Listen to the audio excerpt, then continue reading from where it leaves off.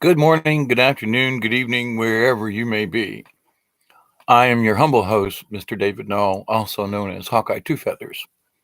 And first, I always greet you with the honor and the respect and the dignity that you deserve. And also, Merry Christmas, a sincere, heartfelt, from my heart, soul, and my soul's heart, Merry Christmas across this planet, and even to those who don't believe. And Christmas is much more than going shopping, but that's for another discussion. Um, I'm doing this video about earthquakes not to scare anyone. I want to make that perfectly clear. I always state that when I bring up something like this, knowledge is power, and that having the knowledge of what's going on allows you to be cognizant of your surroundings, aware of what's going on in your world. And so, I have stated in the past, and I gotta give credit where credit is due. I watch Dutch Sense. I've watched him over the years, and I give him a lot of credit. In fact, I think he's doing a live stream right now. But with that said, I do my own checking with the different seismographs and everything. And in checking around today, I'm like, okay, after that big um, earthquake, which was basically a volcano under the ocean near Krakatoa, or Krakatoa, as what there was a movie back in the old days. It was Rick and Delaney. Hi, how are you? Um, there was a movie, something. It was about Devil's Island or something. Anyway, it was about folks trying to get off of the island of Krakatoa before it blew up. The devil's something. Devil was in the title of this, and there were some famous actors in it, and then they showed him sailing off from the island and the island blowing up, and that was way back in the day. And so, Krakatoa east of Java, that was another movie or something about that back then. But anyway, and the fact that there was, a large earthquake and a tsunami that killed a bunch of people is reminiscent of many Christmases ago when something happened. I don't know. Oh, golly, I can't remember. It was off of India and down there where that big tsunami went through and killed all those people and everything. It was so tragic. Well, anytime there's something like that, it's tragic. But to the point, though, I want to do this video because, I've explained to people, and I know people in North Georgia and Carolina and stuff like that. And in the last 24 hours, there have been 4 earthquakes. In the last week, there's been 7 or 8 or 9. Some of them have been, the 1.8, 1.9, and they usually don't count them until they're like above 2, which is like to me, hey, show me what you got. But on the USGS map, I can't, I wish I could share the screen, but I can't. But just let me, and you can go to the USGS. So I'm just going to go off of this. But there was a 2.8 today, just a little while ago, southeast of Vonore, Tennessee. There was a 2.4 just a couple hours ago, west southwest of Newton, North Carolina. Now, that's actually east of Asheville, North Carolina. And, a lot of people know where the Asheville area is. Well, this is to the east. There was a 2.2 near Inglewood, Tennessee. Well, 2 days ago. I'm sorry. I thought this was just 24 hours. I'm sorry. There have been two. I am correct. There have been 2 within the last 24 hours, and there are several since the 18th, which is a week. Okay. But Dahlonega, which is now there's a lot of people don't know this, but there's an underground base in Dahlonega up in the mountains. There's an underground base there. And there's lots of underground stuff that goes on in the North Georgia, mostly North Carolina area, but there's some underground stuff in Tennessee, especially up around Knoxville, Kingsport, Bristol, and Johnson City. There's a lot of underground stuff up there. But there was a 1.8 southeast of Dahlonega on the 21st, 2 days ago. And there was a 2.1 northeast of Decatur, Tennessee. Now, there was a 4.4 the other day, last week, that's not showing up on this particular map because it only goes back 7 days, and I'm just reading these off. But Englewood, Tennessee's been hit twice on the 21st by a 2.2 and a 2.1. And then just today, just a few hours ago, one near Vonore, Tennessee, and a 2.4 west southwest of Newton, North Carolina. Now, Newton, North Carolina is looks like about 50, maybe even 100 miles to the east of Asheville, North Carolina. Now, I bring this up to your attention because I want to say, it's like people are not used to having any kind of earthquakes in this area. And I've been warning people for several months that this energy that's happening in the Pacific is going to transfer and it's going to show up in the Appalachians. And now, but I was quite surprised to see that Dahlonega, Georgia had an earthquake. Now in Dalton, Georgia, which is like on the more to the west, closer to Alabama, Dahlonega is sort of to the northeast in Georgia.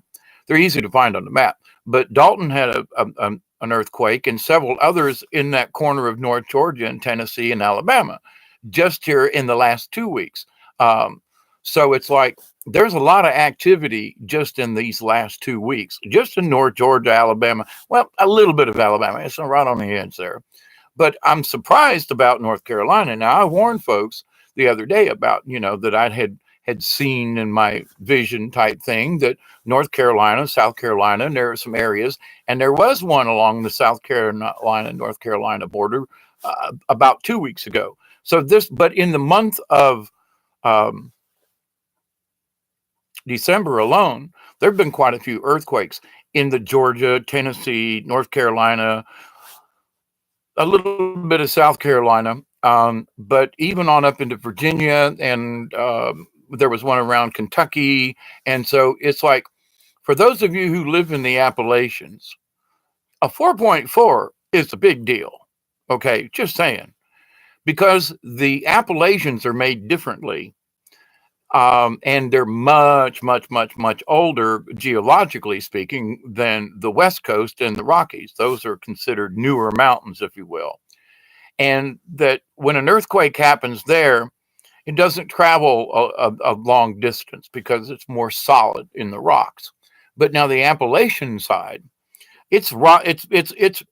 I've been in caves and I've been inside the Appalachian Mountains, literally in many places, exploring caves and things. And the West is not. I mean, there's like a piece of granite that goes for 100 miles down in the ground. Whereas in Georgia, North Carolina, and so forth along, I've been into Virginia and West Virginia as well, along in that area through the Appalachians in my lifetime. And, they're like big boulders packed on top of each other with a lot of loose stuff underneath. So a 4.4 is going to shake all that mess. And things are going to move around a lot more than it does on the West Coast. And so people on the East Coast are just absolutely not aware of this because we don't get earthquakes on this side of the world much. And now that it's happening, and the information that I've been getting is to pass this along to y'all.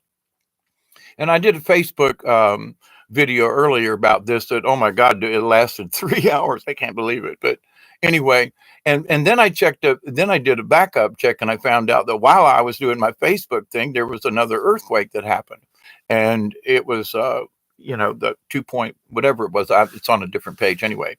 But to my point about this, folks along the eastern seaboard and the Appalachians and so forth that think that they're like, well, we're safe over here. Ain't nothing going to happen to us. Guess again. A 4.4 is like a 5.4 or actually greater on the West Coast because of the geology of the Appalachian Mountains. So things are going to shake easier. I mean, that 4.4 the other day, I think it was around Decatur, Tennessee, if my memory serves me, but you can look that up on the USGS earthquakes. Just type that into your thingy or USGS and it'll send you all kinds of stuff. And you just click on current latest earthquakes. And on the right-hand side of the thing, you can click on one of the little round thingies that shows system, and it'll give you a list on the side, and you can pick if you want to see today's video. I'm sorry, earthquakes to the last 30 days and what magnitude and so forth. Anyway, so you can pick and choose and see for yourself what's going on. Also, there is now let me stay on the Appalachian for a minute, but also there's a crap load going on in the Caribbean, or the Caribbean is, depending on where you're from. But to that point, though, the seismic activity, and I said a couple of days ago that, there was a lot of, and that was before this big one yesterday. It's almost yesterday now. But within the last 24 hours, that one in Indonesia. But anyway, that this energy was moving across the Pacific, and it was going to hit the Americas, North and South, with, a lot of energy. And guess what? Down around Chile, Bolivia, all the way down to the tip of South America, down into the Sandwich Islands, which is kind of it's actually on the Atlantic side, but it's right at the tip of South America. But Peru has been hit, off the coast of Guatemala again, and I can't pronounce this. It's Oaxaca, Mexico. There's been several big ones off, and they're just off the coast, which is a portion of Mexico, down around Guatemala and down southern Mexico. And I mean, they're going off like fours and fives on a regular basis here. They're getting smacked by this energy, and this energy is still transferring. Now, I'm only talking about the Appalachians right now because I know folks out west, and they're kind of used to this stuff. But those folks here on the East Coast are not used to this kind of seismic activity. And it's been going on a lot. And folks need to pay attention to this.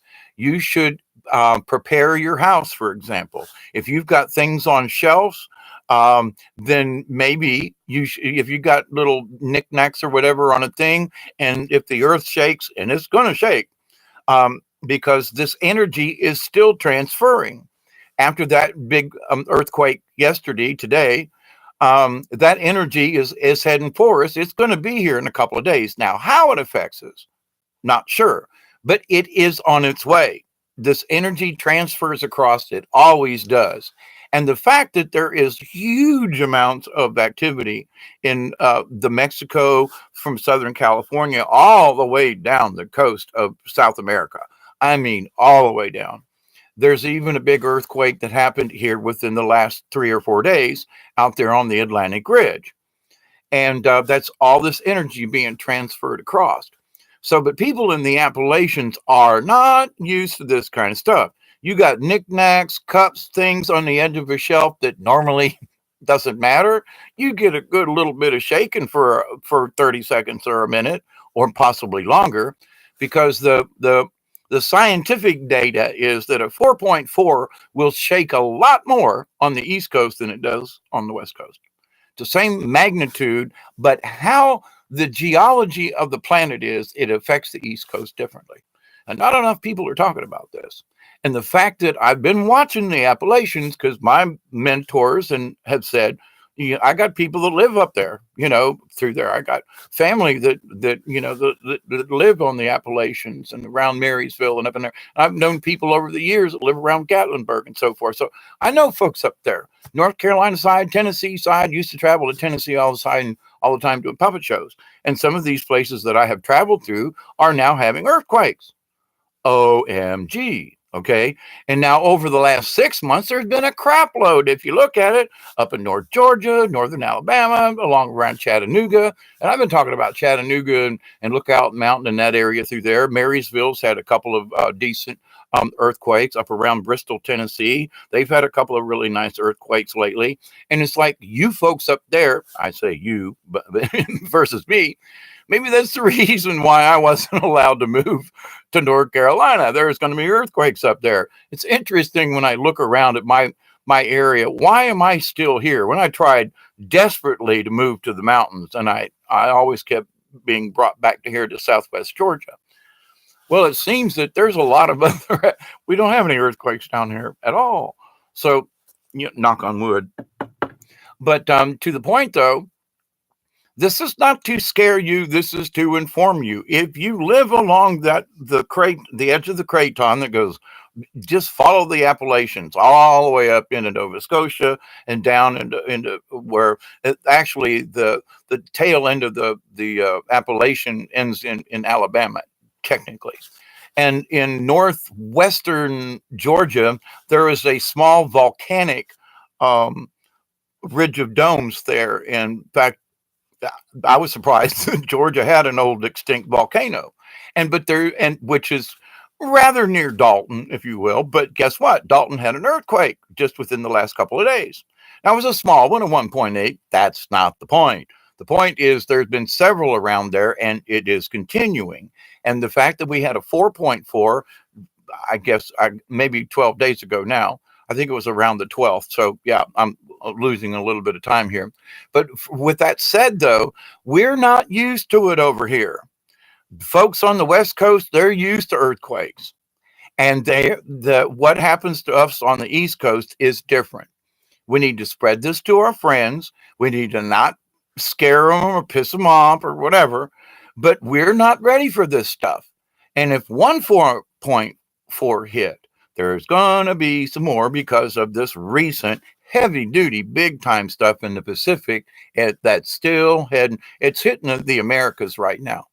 So, yes, this is a warning, but not as a, oh my God, we're all going to. No, it ain't that. But we need to pay attention. Now, the next other thing is I've been keeping an eye on is because of me and other folks have been having dreams about something's going on down in the Caribbean or the Caribbean. And oh my gosh, just south of Cuba, there's an island there that I cannot recall at the moment. But, there is a crap load of earthquakes going on. There was 54 in one day around this one area south of Cuba, which, by the way, is just south of Gitmo. Just saying, don't know if there's any correlation. But there is a crap load of stuff going on in the Caribbean south of Cuba in that really deep rift. I mean, it's like 15,000 deep, 15,000 feet deep, 12 to 15,000 feet deep, right off the coast of Cuba. I mean, it goes boom, straight down. Now, is a lot of information that suggests that Atlantis is off of the coast of Bimini and Dominican Republic and the Bahamas, and that's where because there are underwater pictures and things of statues and stuff that just really shouldn't be there. And there are a lot of old historians and people who've done, some Earth history kind of Akashic record thingy, okay, and that's where Atlantis was, and I kind of for a long time. I mean, back in the 60s and 70s when the Atlantis and thing, and before we ever really knew. But there were people who were claiming that they were finding stuff, in the Caribbean, skin divers and folks, that it was just coming up as, ooh, we found this stuff under the, ooh, look like steps, So I've known about the area, what can, for the last 50 years at least. And that I've just kind of been wondering when Atlantis was going to rise or whatever. Well, with all this activity going down there, I just saying, I don't know if Atlantis is coming up out of the ocean or not. Something's going on. Maybe something else is going to sink. Who knows? But to the point, though, there is a crap load of activity going on down there as we speak. And so we just need that. Those earthquakes could travel north, not as highly likely as other areas because of that deep trench, but it's going to move out towards the Bahamas and Puerto Rico, Dominican Republic, Haiti, that kind of thing. So Haiti could very well be damaged again. I mean, just beat to crap because of all this activity that's going on. And it's just really curious, too, that if you look at Cuba and look for Gitmo, these earthquakes are happening just off the coast of Gitmo. That's just a passing. Isn't that interesting? But the fact that Mexico and Guatemala and all of the volcanoes along this chain, all the way down into Peru and Bolivia and Chile, and all the way down, there are volcanoes all along this side of the Ring of Fire who are spewing, erupting, not necessarily in huge lava flows, but they're puffing smoke. They are active and they are spewing stuff into the atmosphere. So, one of these volcanoes can give us more debris than, all of us humans, in a year, and in an hour, there's enough debris and stuff sent into the atmosphere. And those of us who have done homework about when Krakatoa or Krakatoa, depending on your pronunciation of it, happened back in, I think it was like 1819 or way back in the day when it went off. It blew a hole in the sky and created a volcanic winter for the northern hemisphere when that thing blew way back then. And there's a lot of evidence of it. I mean, just do a little bit of history on that, but you'll find out that that was one of the first of the sure enough recorded volcanic blast that literally blackened out the sky and created a volcanic winter with the ash and the dust and all the stuff that spewed out of it.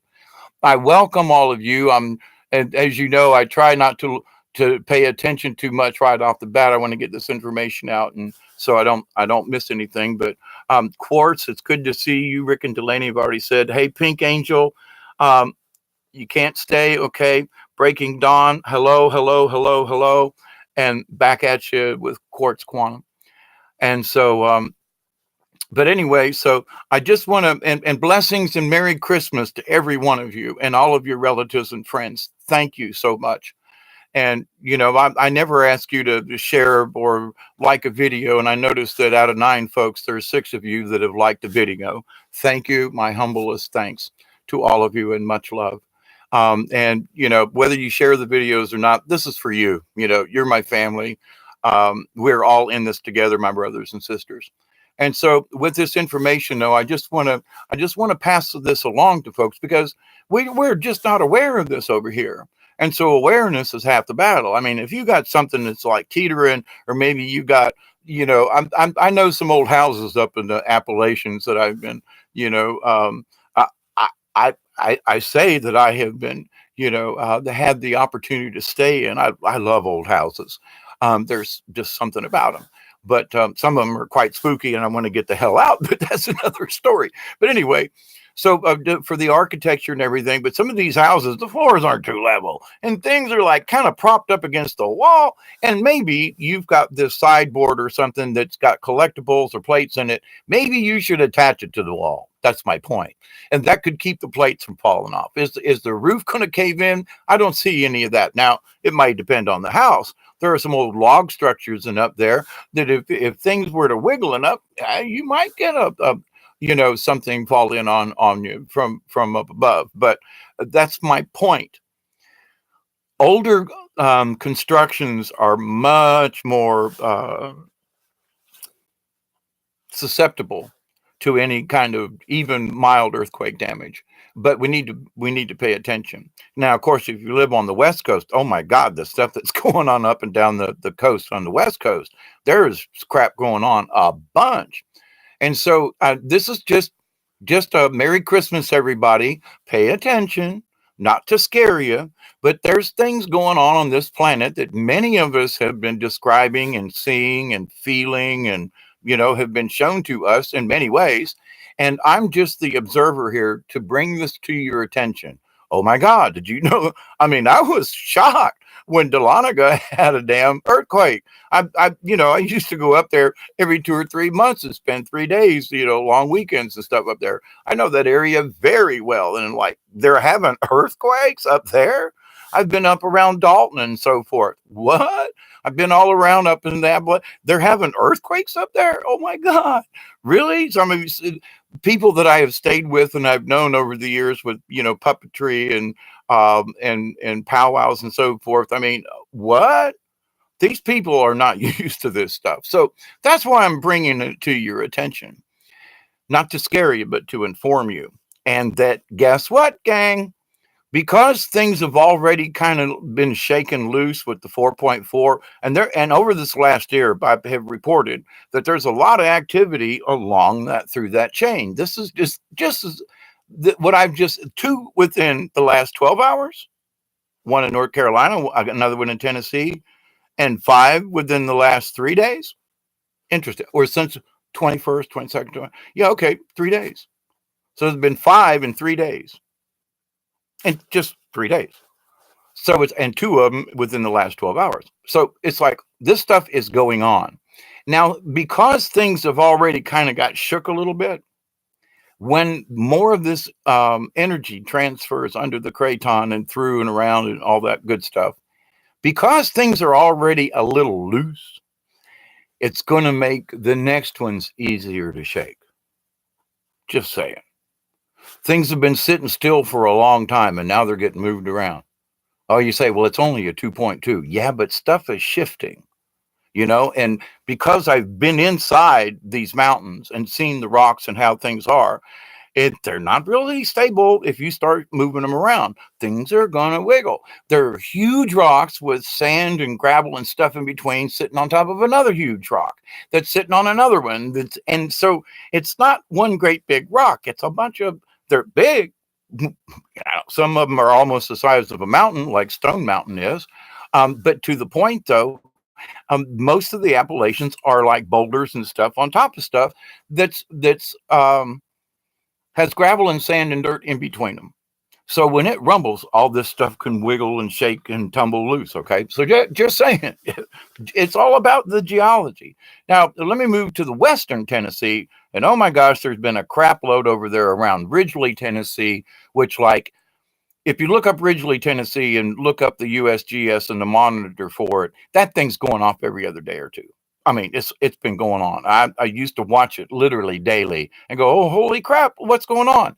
It's in the middle of a sand, mud kind of plain, which is where during the big New Madrid earthquake back in the 1800s, where it changed the course of the Mississippi River, and the Mississippi River flowed backwards for a while.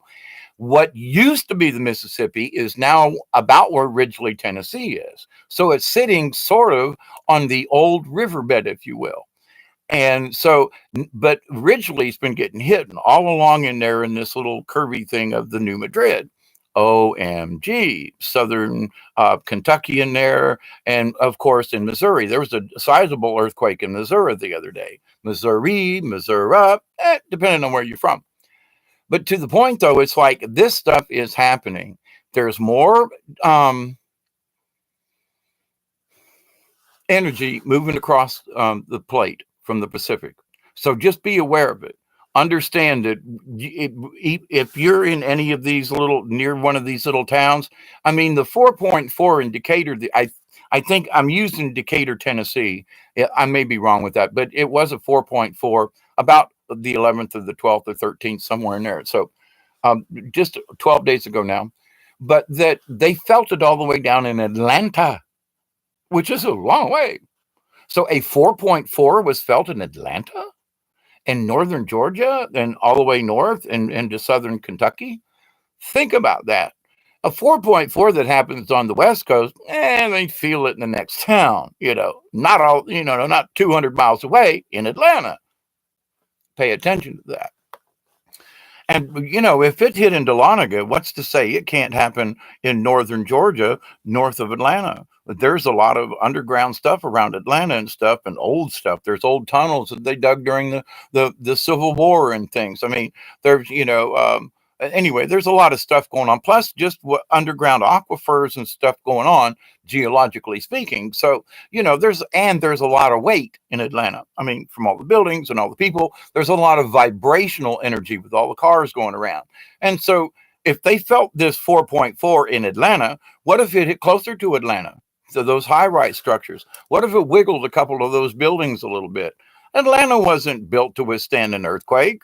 It was, they built them with good structural steel, etc., but they weren't built for earthquakes because they do different things to the base of the building and so forth. They're not built for earthquakes. So I'm not trying to panic anybody, but the thing is that a 4.4 close to Atlanta could possibly do some damage. When you start shaking the earth and you get a high rise that ain't built for it, it's going to twist and turn. It might be just that glass breaks, but that's bad enough to the people who are underneath it. So we need to pay attention. And I'm kind of getting this warning, like if they felt this sucker in Atlanta, could one hit close enough to Atlanta? Just saying. There's like 5 million people live around Atlanta, and a couple of little tumbles here and there could really shake the dirt up there. I mean, if one of those bridges across I-75, and I'm thinking on the where downtown, where 20 splits off east and west, and you go north on. If anything were to happen along there, those big flyovers up there. What if that bitch fell onto the surface below? It would block all that traffic. Everything would have to be rerouted around Atlanta. You wouldn't be able to get through. North south would be shut off. East to west on 20 would be shut off. I mean, and it would only take one bridge. And those big high flyers, that there's one that when they first opened it, I remember it. I was like, holy Jesus, this thing is going over everything. And it does. It flies over all the other interstates and then joins back in. What if just one section of that got wiggled and came off its foundation and fell? There would be catastrophic events in Atlanta. And that's not to say that it is, but Atlanta wasn't built like the West Coast. My point. There are other cities too. I mean, Nashville, Tennessee, there's some buildings up in there, and I've been up in Nashville several times. And it's like, if it was in Tennessee, Nashville's a lot closer than Atlanta is. Just saying, and could a 4.4 hit closer to Nashville and wiggle those buildings? Just saying, is anybody ready for that? No one is. What if something similar that hit in the New Madrid back in the 1800s, it shook the church bells in Boston, Massachusetts? Remember that. And that was in Western Tennessee. Okay. So we need to pay attention to this. All right. On to the next thing. There are some huge earthquakes happening in Russia, in Persia, along the Crimea, over in Romania, and along up at there. There was a really big one and fairly deep in Nepal, which is like not usually where they're especially that deep and that size. And them poor folks over there, they just build with rocks and stuff. They don't have, a lot of times they don't even use mortar. But sometimes stacked rocks, brick, there's a word for it. But anyway, the ancients used it. And if you do it right, it's really, really strong and sturdy. But it still wiggles. So it's all about the wiggle factor. And many places have not been used to wiggling. So Mother Earth is definitely wiggling. The amount of volcanoes that are going off are all over the place. There's one over around in Italy. Is it Vesuvius or the other one? But anyway, the scientists it's acting up again. So the folks in Italy and Greece and over there, those volcanoes are becoming seriously active again. Now, this one off of Krakatoa, was under the water. It's like its brother or sister, if you will. But the idea that it blew up the way it did and created that tsunami should make us understand that there is tremendous energy in the earth moving around right now, the magma that I keep talking about. Now, the next little tidbit I want to bring up, I've been noticing and watching, oh my God, it's Planet X is the reason all this shit's happening again. And you've heard me talk about this. Is there a Planet X? Is there this stuff? And I'm saying there are, I believe, much more in the giant spaceships that are being shown on these satellites, and that there is a space war than I believe that there's a Planet X that's causing all the havoc on the Earth. Just saying. Could it? Yeah, okay. But I still don't believe the science. They're saying, well, you got to look over here and it's up there. I got a telescope. I got binoculars. I can't see shit. I haven't been able to spot any of this Planet X stuff. It's supposed to be there. Well, baloney then. I should be able to see it. Somebody ought to be able to. Well, we're tracking it and it's supposed to be going overhead right now. And I'm just saying, y'all are trying to use Planet X as an excuse because the cosmic energy is changing the inside of the planet. Yesterday, for about 10 or 12 hours, the Schumann resonance was literally off the charts. It was in the 50 range or above, where like 30 is high. 7.8 is supposed to be normal. So, but yesterday, guess what? Well, there were earthquakes all over the place yesterday during the Schumann event. Oh, but it was Planet X. Well, there was a lot of magnetism coming into our whole entire solar system, off of the sun and out of from the galaxy. We're getting bombarded by this cosmic energy, and our own magnetosphere is shrinking. It's changing. Now they're also, oh, the pole change, the magnetic change. The magnetics are always changing. They're fluxing because the Earth is in flux. Okay, and because all this cosmic weather and so forth. But they're back on this Planet X crap again. And I'm asking you, please stay out of that, because that's an excuse, because they won't look at the rest of the science. They're blaming it on something because somebody brought it up a long time ago. And I'm still, could it exist? Yeah.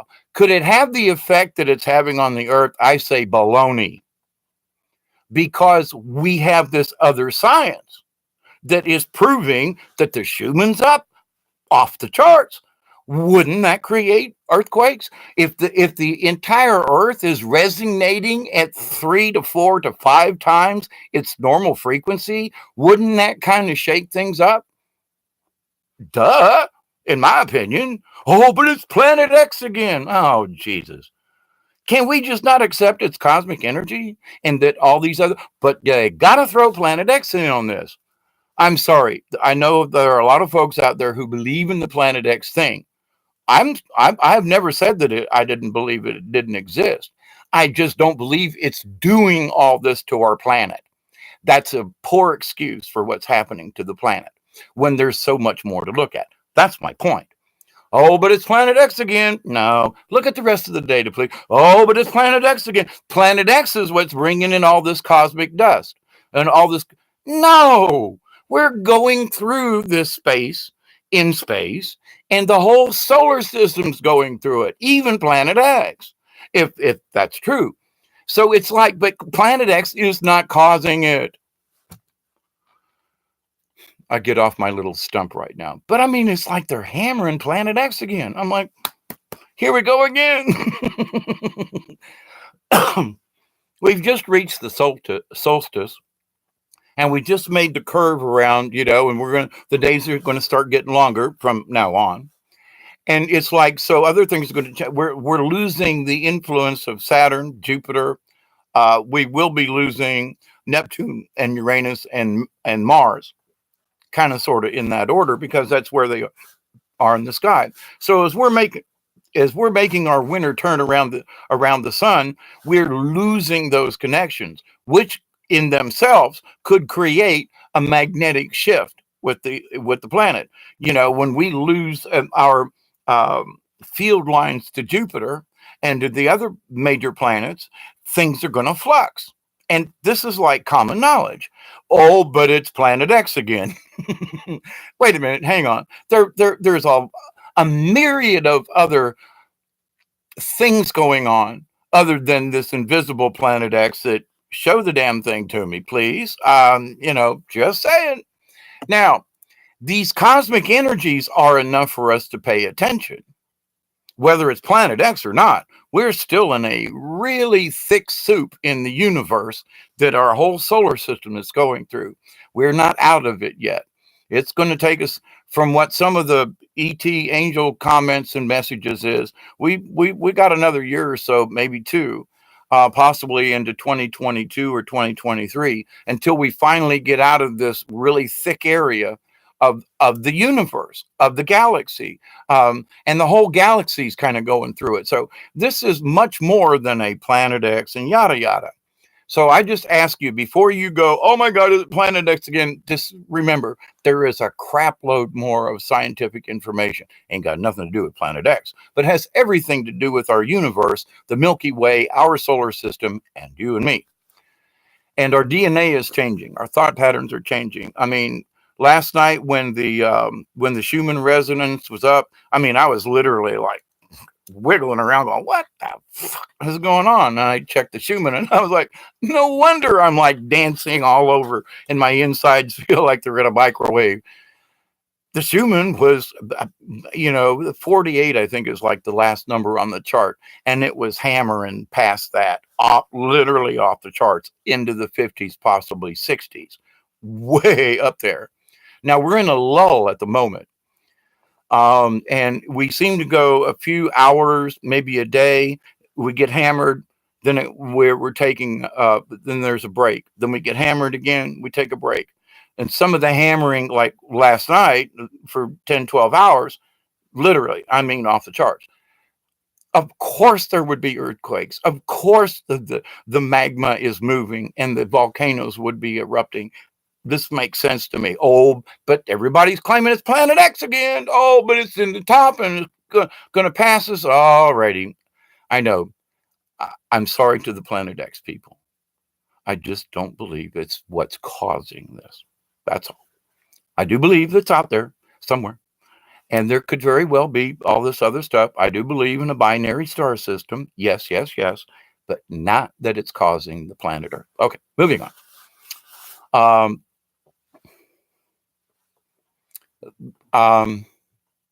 Let's see, what else was there before I read your comments?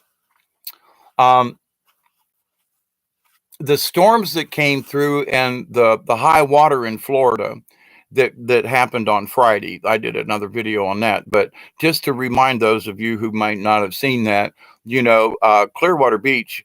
I used to go swimming at Clearwater all the time, and there's a sidewalk. They call it a beach walk or whatever, and there's a little retainer wall, maybe 2 foot tall, and the beach is a long ways out, and so is the water.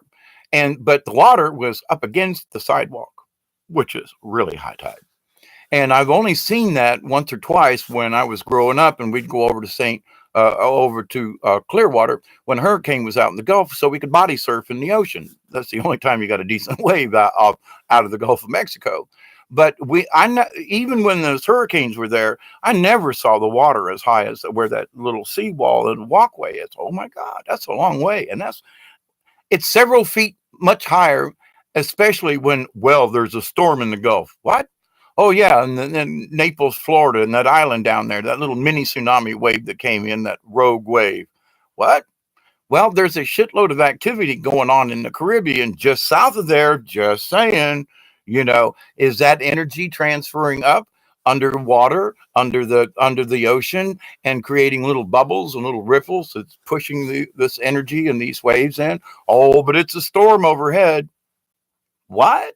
Like I said, I've been in hurricanes down there. I've never seen the water come all the way up to that wall.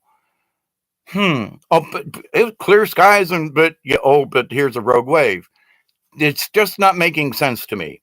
But if you consider the ground and under the ocean activity, a little blurb up from the Gulf of Mexico that wouldn't have been recorded as an earthquake could have very well pushed up something, these waves and so forth, and the high tide in.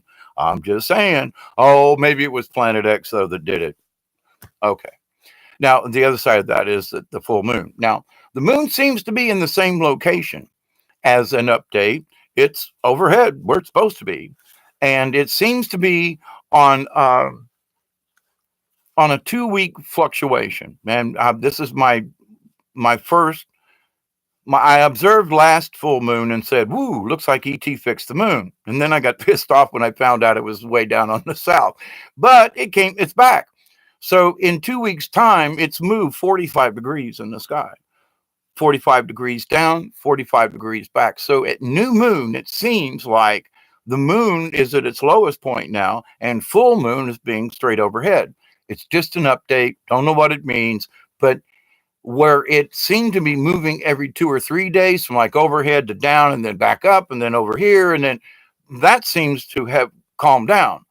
It seems that now the moon is back to a more regular rhythm. That's what I wish to report. But observations will prove more about this. Now, there's supposed to be some kind of comet or something coming in somewhere around the, I'm going to do, it's been cloudy skies here, so why try to look? But now that it's clear again tonight, I'm going to go out and try to see if I can find this. and the moon was too bright last night for me to see this thing. But there's supposed to be a bluish greenish kind of colored comet or something coming in, and it's sort of in the area of the Orion constellation. Now, I haven't been able to spot it. It was really clear last night when it came back from the store, but again, the moon was too bright. But they're saying that it's supposed to be one of the brightest things in the sky. So it's like, we'll keep an eye on this. Not supposed to hit us or anything like that, but it's incoming. Just interesting. And if you get a clear skies, all the comets that I've had the opportunity to, I mean, I remember seeing Halley, it was always called Halley's Comet to us. But, at this new day and age, everybody's got to, rename it. Uranus is now Uranus, and, I don't know. Neptune should be Neptune. I don't know. Folks are coming up with the damnedest pronunciations of words, and it's like, and I don't wish to put anybody down about this, but I went to Catholic school, but public schools taught the same thing. Just saying. But back in the 60s and 70s, when I was around the academia, was going to junior college and et cetera, there were standards for word pronunciation. This is how you pronounce this word. People have lost that. There is no standard pronunciation. People are looking at the words, and I can get it, but it's America. It could be America if you changed how the emphasis is put on the vowels. I mean, there's so like Uranus or Uranus. Somebody didn't like Uranus because everybody made a joke about Uranus and your butt, but at the same time, oh, now it's Uranus. What? Wait a minute. All of my lifetime it's been called this. I mean, I studied astronomy. I went to college for it. People are changing the names of things. And my question is that in my era and all the way through, there was a standard for pronunciation. And folks just ain't following it.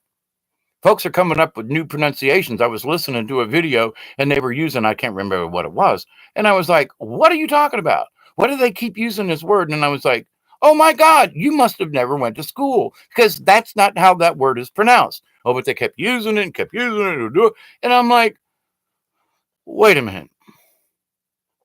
When did schools stop teaching standardized pronunciation of certain words and or terminologies to where it's like, well, you can pronounce it any damn way you want to? Hang on. Wait a minute. Hang on. Wait. I'm sorry, but things were named for a reason. And down through the years, it was a standard practice to pronounce them this way. Now, who gives the right to folks? I know what it was. It was not Antares, but that's one of them. They were calling it Antares. The constellation Antares, and I'm like, what? Oh, and Aldebaran is not Aldebaran anymore. It's Aldebaran or something. I mean, and it's like, hang on, wait a minute. No, I went to school for this shit. And you people are changing the pronunciations? Yeah, well, I know. I'm a new ager, and this is how you pronounce it now. Oh, bullshit. That's how I feel about it. Why can't we stick with like the standard pronunciation of things? And folks are just coming up with new ways of saying it. And so I'm listening to some of these folks, and I'm like, and I'm trying to pay attention. But every constellation, every star that they named, they pronounced it in some obscure way. And I was like, I had to look the damn thing up. And I was like, that's not how you pronounce it. I'm sorry, but I took astronomy. I did take astrology too, but astronomy in college. And it's like, please, if y'all going to do this stuff, please follow this standard of speech, if you don't mind. So I know what the hell you're talking about.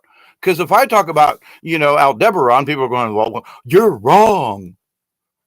But I've learned this 60 years ago. I'm sorry, but, and you're telling me that I'm wrong. I've been pronouncing it this way for the last 55, 60 years, but I'm in the wrong. You're only a third of my age and you're telling me I'm wrong. Where did you go to school? Well, I didn't. I just, this is how you pronounce it. Oh, please. All right. That's a little pet peeve of mine. I just thought I'd kind of throw that in there. But, I wish people would stick to the standard terminology of things, please. Because in the new world of thinking, not the new world order, but the new world of thinking, we do need to all speak the same language. If an ET, if they have been telling me for years that it's Pleiades, seven sisters, and somebody else comes up with Pleiades or some kind of weird different pronunciation, it's like, hang on, they've been speaking this to me since I was a child, but you're telling me, you're going to verbally tell me that I'm off my rocker and I'm wrong. Please, who gave you the right? But anyway, I'm really on a tirade about this, I guess. But it's that, why won't they use the pronunciation that everybody else has agreed upon for a lot of years? Do you have to go out? Well, that's how they said that we don't call it. Wait a minute. Well, hang on. It's lovely that you want to learn about this, but now you want to rename everything because you don't know how the pronunciation works. You don't know what the little short thingies and the long signs and the little dots about. You mean you never took English? Oh, you never took standard English. Oh, you don't know what the short sign and the long side and the combination of the vowels and how. Oh, you've not been able to read a dictionary and looked at the pronunciation yourself. You click this button and let the computer sound it out for you, which many times is wrong, I gotta say. I've looked up and that's not how you pronounce that word. Because when you look at the vowels and how the punctuation is within the word, that's not how it's pronounced. So folks are like rewriting the dictionary on how words are pronounced. No, just on their own because they want to. And then other people are following suit and calling, I can't say it how it's not Aldebaran. They throw something else in there, but anyway, Aldebaran is like what it was, and I couldn't find that freaking constellation. And then when I realized Aldebaran, oh crap!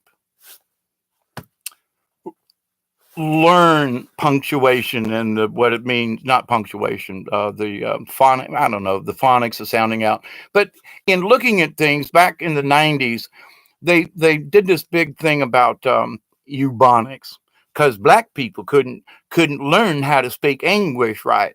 So they did this eubonics, so you could talk more plain like, and they quit teaching English in the what I would consider the standard way. So for the last 20 years ish, people haven't been taught. They've been taught a colloquial English. I mean, even kids that are going to school now, they come home and the teachers learned it the wrong way. And now they're teaching their students that. What the hell? So anyway, I wish that folks would learn to speak correctly the way the old dictionaries of 200 years ago had the enunciation of these words. Quit trying to, I'm saying this not to you folks, but to them out there. Quit reinventing the damn English language, Duh. We need to call it what it is, the same, not keep changing stuff up, especially when people don't know what they're doing. But anyway, change the subject. In my video on Facebook earlier, I did an observation, and it's 12:48, almost 1 o'clock, so it's about time for me to look out my window. But I'll give you this little bit of update here. Looking out my window, I got my telescope and my binoculars set up over here, which are a high-powered binoculars. They're like this long kind of deal. And I can't remember what the thing is, but they really zoom it in well. So last night, about 2 o'clock-ish, 2:15, something like that, I noticed my spaceship out the southern window. So I bring in my tripod and everything and set it up. This thing early this morning it was yesterday now, but to the point though, it was really freaking bright. So I zoomed in, I got it focused, and I'm looking at this thing. Now I had trouble believing this, but I'm going to tell you what I saw. It looked like a cross in the sky. And I mean, way up. But it was lit up this way, and then it looked like a T, and then it came down, not like really long, but it was in a sort of a T formation and or cross. And I was like, what? And the different colors along it, and then it went from looking just like a T or cross into the top was connected to the sides like and down to the bottom like a kite or a diamond. It more like a kite. And I was like, what the hell? And I watched this thing and I zoomed it in. I got my tripod set so I could look out the window and visualize it, or, just look at it, see how bright it was, and then go back to my eyepiece, right? So I'm doing this and I'm noticing that through the binoculars, I'm like, wow, is it changing? It looks like it's fluctuating. Is it getting dimmer? So then I would look away and look at it with just my eyes and go, oh, holy mackerel, the damn thing's getting dimmer. Then I'd look at it again and look back over and look through the eyepiece and then back over. And I'm like, I could see it plainly. And the only thing that I could surmise was it was headed south. It was moving away from me because it didn't change altitude. It wasn't like they turned the lights off. It was just further away. So I couldn't see it with my eyeball, but I could see it plain as day in the binoculars. So I'm like, I watched this thing for 30 minutes. And it would get brighter, and then I could see it with my eyes again, and it got a little brighter, and I'm looking at this thing, and it would fluctuate from a T shape to this kite shaped. And it was beautiful. Oh my God, the colors. Greens and blues, a little bit of red tossed in there. Not red like blood red, dark, more of a, part of it looked sort of maroon in a way. It was sort of darker, but not of red, but also not quite a pink, but a lighter shade of red. It was interesting. But the greens and the blues, a lot of greens and blues, and a little bit of yellow thrown in. I was just surprised, but I kept looking at through the eyepiece going, oh, I cannot believe the shape of this thing. And it was blinking. It wasn't moving around like this, and it didn't change its altitude. Now, I can say that because when I look through the eyepiece, there are trees in my field of vision through the binoculars. And so I can see the tree and I can see whatever this is. And I can tell that is it closer to the tree, farther away. There is like a fence line and a power line. So it's obscured in my field of vision, but I can tell that it's still at the same location above this. Well, anyway, so there are markers that I look at to say, well, that thing hadn't moved. And if it hasn't moved up and down much, nor side to side, but it got dimmer. And it seemed like it just went further away. Now, for about 45 minutes later, then the thing just like went away. And I kept looking at it. I didn't move my tripod. I left it the same. So that, and it blinked out. So then I was like, where'd it go? So for 5 minutes or maybe a little longer, I was like, where the hell did the thing go? Well, it must have just vanished. It didn't vanish. It moved to the right, which would be west. And I could see it through the pine trees. And so it's like, holy crap. And it got much brighter. So it seemed like it got closer. Well, I couldn't visually check it through the pine trees. You got to get the angle just right of being able to see through the trees over there to be able to see this thing. Anyway, but I noticed it was at the same basic altitude. And it was moving to the west, and I would see it in between the trees. And it's moving east to west a fairly good amount because I had to keep shifting my line of sight to see where this thing was. And I was like, well, I just got tired of trying to find it through the trees and said, I'll just keep an eye on it. And if it shows back up in my little field of vision, I'll continue my observation of it through the binoculars. Well, I don't know, maybe 20 minutes later, it popped back up into my field of view. Now, I hadn't moved my binoculars or the tripod. It was still set. That, whatever that is, showed right back up in the center of my field of vision again at almost the exact, no, it's not a satellite. No way, Miss Marie. Oh, and blessings to you, Marie. This thing is independent. It is not a helicopter.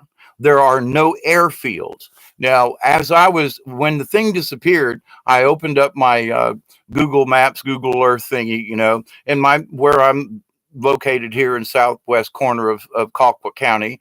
I'm like, okay, here's my location. What is due south of my location? Hey, Mary Wins. Hi, David. Hi, chat. Hi, everyone. Much love to you as well. So I looking out my window is like almost exactly due south. So I go to Google Earth. I know where my spot is. I look due south of me. There ain't nothing but swamp.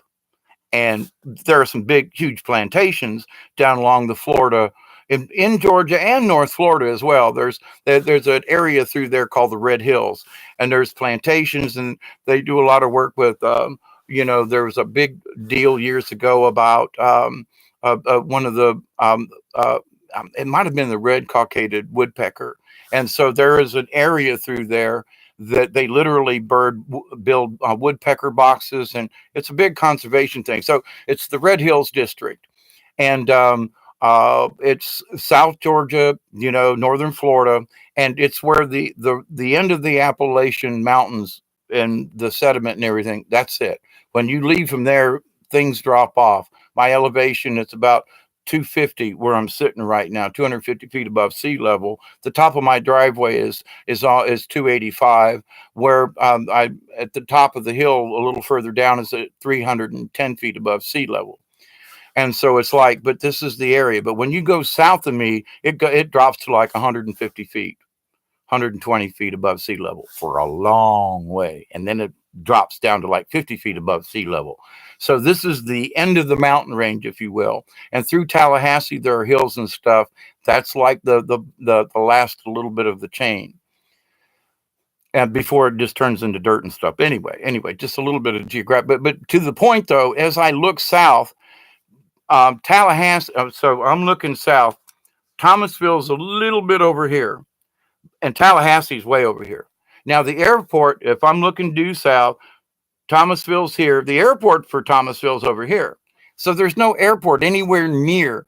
The Tallahassee airport would be way to the southwest, and it's on the southwest side of Tallahassee. So it's even further south. I would see Tallahassee before I would see any aircraft. And the thing is that it wouldn't sit in one spot for 45 minutes and then move to the west for 30 minutes and then pop back into the same damn location that it was 20 minutes earlier. I have not a clue what it is other than it's a UFO. It's unidentified. No one else has seen it or spoke about it that I'm aware of. But I keep seeing it in the same basic locations. Now, in my own brain, I'm wondering, what the hell is down there that these guys are like hovering over? Is there an energy field? It's swamp. I go boating there. I take my kayak through these swamps. I know the swamps. I know the river. There's nothing freaking there.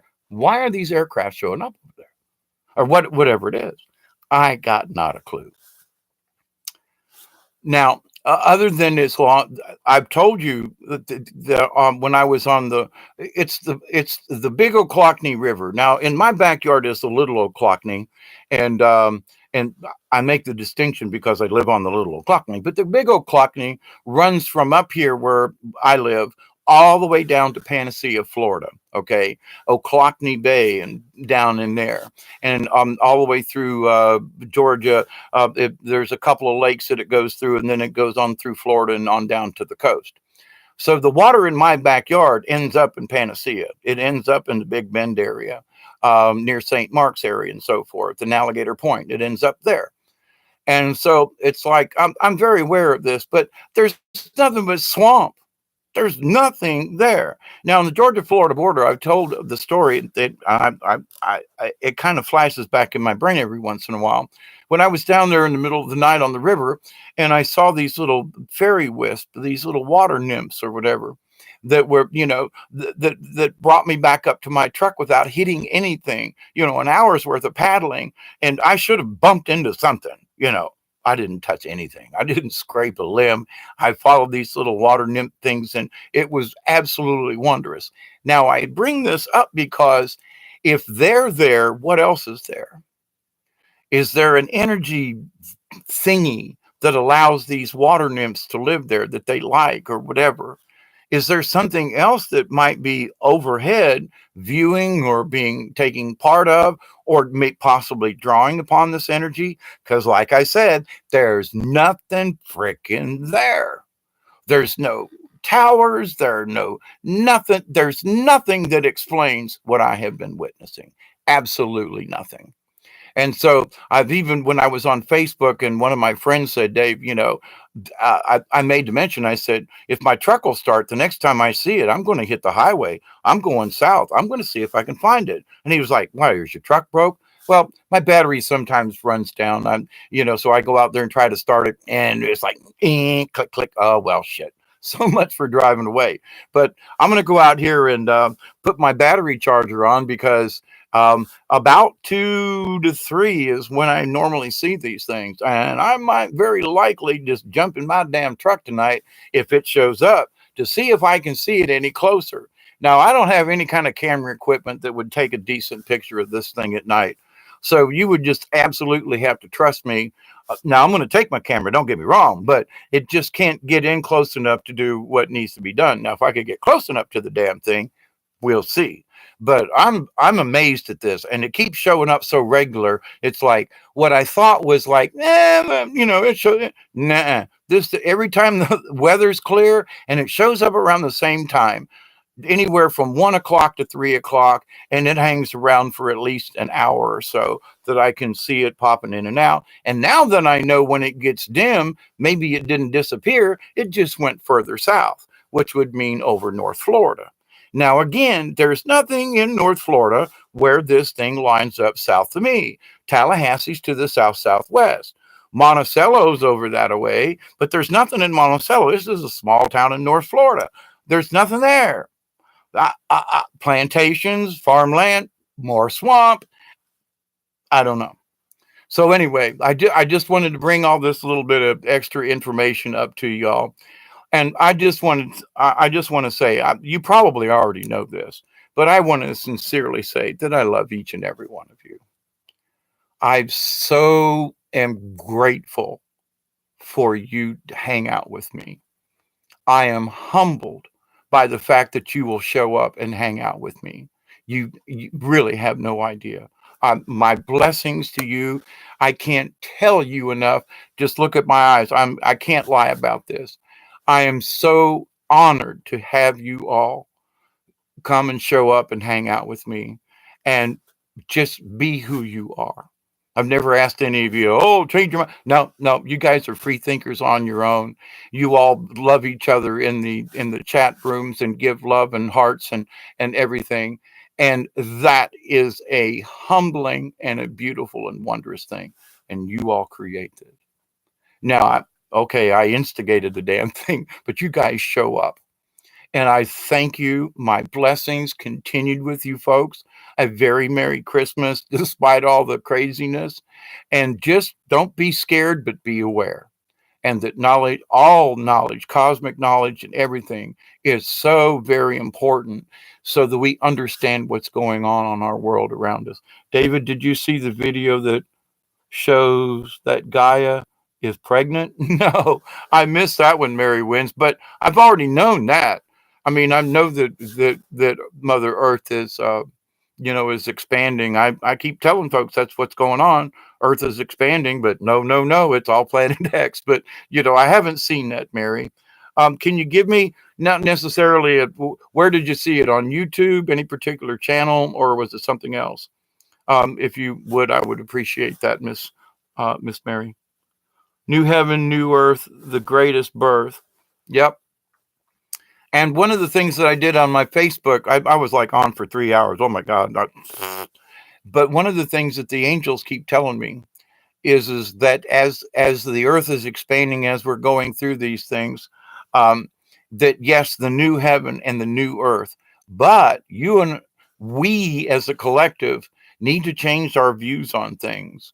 And one of the main things, and you've heard me talk about this before, and David Wilcox might talk about the law of one. Well, I've heard I've listened to David Wilcox for years, but one of the things is this this law of one that I speak the same as what he speaks on? I don't know. And I'm not trying to compare, but I am saying that this law of this one law, I will call it, is do no harm to anything, any being, anything. A rock is an entity. I mean, we need to understand this.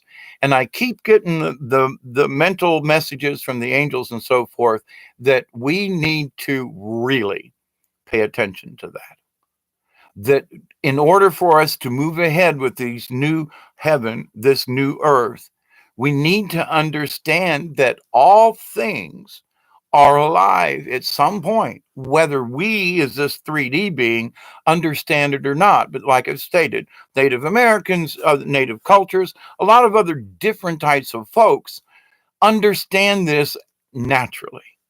And so I say white people, but I mean, Western type of, European, whatever. The I joke about it. I'm a white member. I'm supposed to be a white person too, but anyway. But with that said, it's like there's so much more to this, and we need to understand it in a different way for this new earth to work, for this new heaven to work, for the new people with the new energies to move forward. We need to understand this one rule: do no harm. We need to throw out the 10 commandments because the first four are all about God.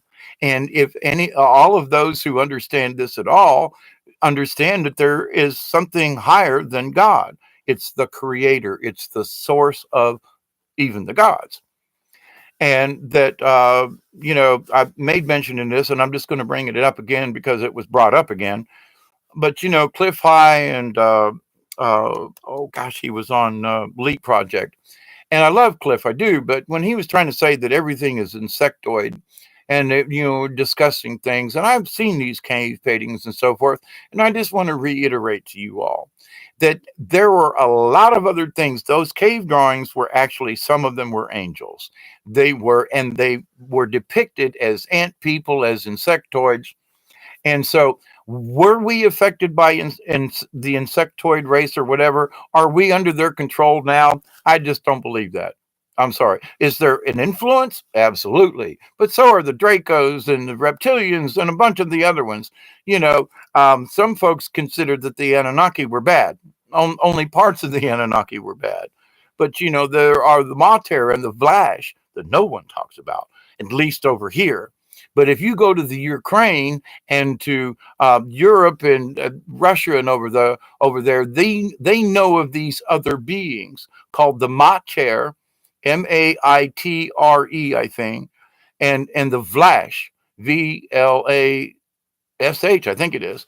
And so it's like there are other beings who have been tinkering with us, and these beings aren't necessarily insectoid, but they have used a lot of tinkering down through the millions of years on this planet. So when I was disappointed, just personally, that so much was put into the insectoid thing by Cliff High, because there are a lot of other things that I absolutely agree with him on: the expanding Earth, other things, and blah blah blah. So, but when he went into this insectoid thing, I was like, what the hell? Where did this information come from?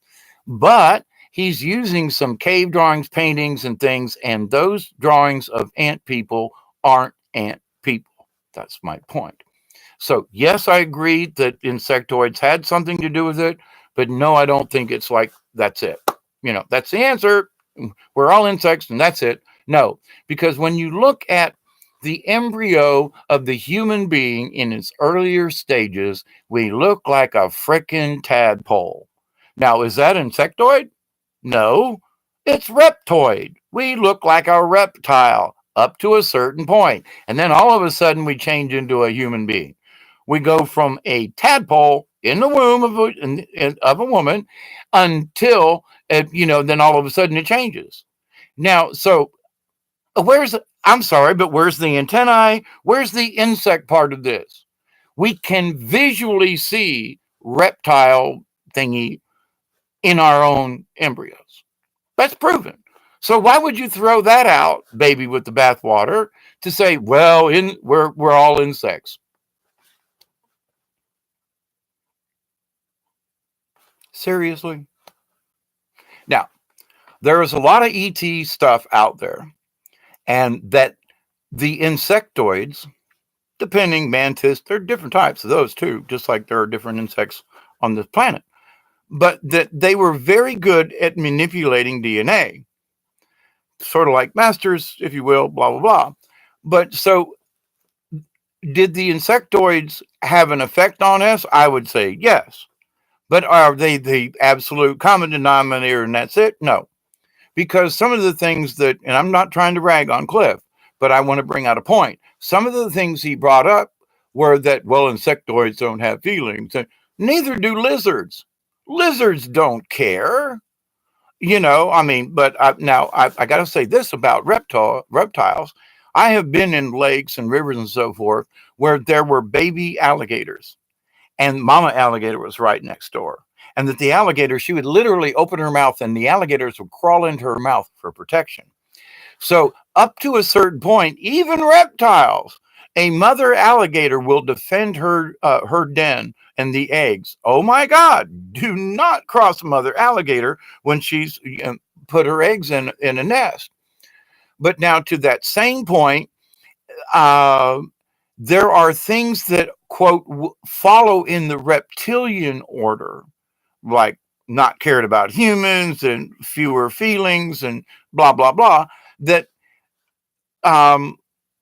Cliff was trying to regulate as that this is the insectoids.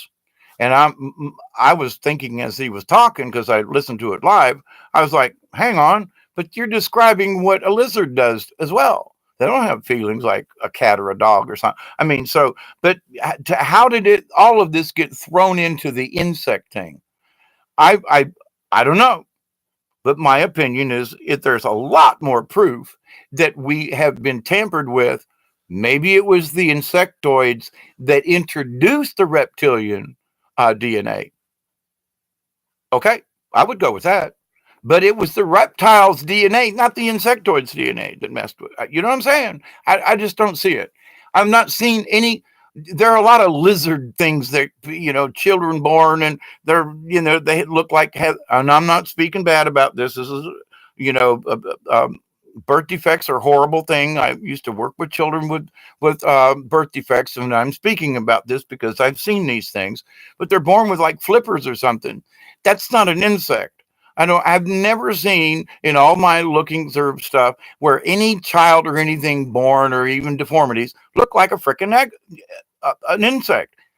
They did have traits of other mammals and or reptilian kind of, things. Just saying. So I'm not putting him down. I was just damn surprised that he put all his eggs in the insectoid basket, from my personal opinion. Now, but the ET beings out there, I mean, we're the only beings on this planet. And when you look at our DNA structure, the first couple have been like tagged and switched and crossed over. And no other species on this planet has been tampered with in that respect, except human DNA. And I just got to say, that is proof right there that we have been tampered with. And who did the tampering? For what reason? I'm sure we're going to find out when ET finally comes and explains the whole thing to us. But the proof is in our DNA. Now, what that splice does is it keeps us from getting as old as we should. We should live to 180 to 250 years easily. I should be able to grow my teeth back, for example. They grew back once, but they shut that part off in our DNA. So the older you get, if you lose a tooth, you can't grow it back. A lizard loses its tail. If we have lizard DNA, we should. And if we did it once, why can't we do it again? Just saying.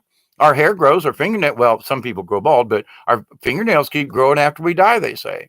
It's like, something's going on there. So, but the thing is that let's hope that all these extra energies and everything will absolutely repair our DNA. Now, do I really want to live to 180? If I'm healthy enough, I would like to. There's a lot of stuff I'd love to do and travel and do things and teach and learn and just, yeah, why not? As long, I don't get bored easily. Other people do. It's like I don't know what I can always find something to do.